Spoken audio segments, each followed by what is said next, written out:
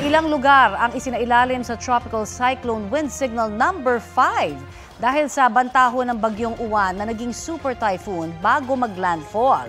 Ano nga ba ang ibig sabihin ng Wind Signal number 5? Ayon po sa Pag-asa, itinataas ito kung ang bagyo ay may lakas na hangin na 185 km per hour o higit pa. Sa lakas po nito, kayang sirain ang mga lumang bahay o yung mga mahina ang pagkakagawa. Pwede rin itong makapaminsala ng matibay na bahay tulad ng sira sa bubong o kaya pader. Posible rin hong makabasag ang bagyo ng mga bintana sa mga high-rise building at magdulot ng paggalaw ng iba pang estruktura.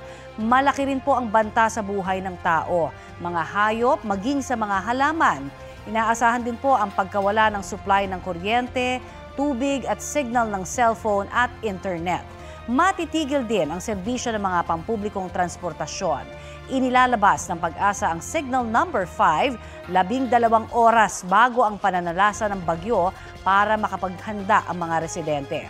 Madalas na nararanasan ang pinakamalakas na hangin ng bagyo bago ang landfall o yung pagtama sa lupa ng mata ng bagyong galing sa dagat.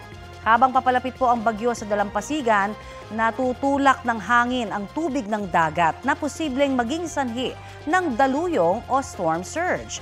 Tuwing may sama ng panahon, mahalaga po sa kaligtasan ang maging maalam at updated sa tamang impormasyon.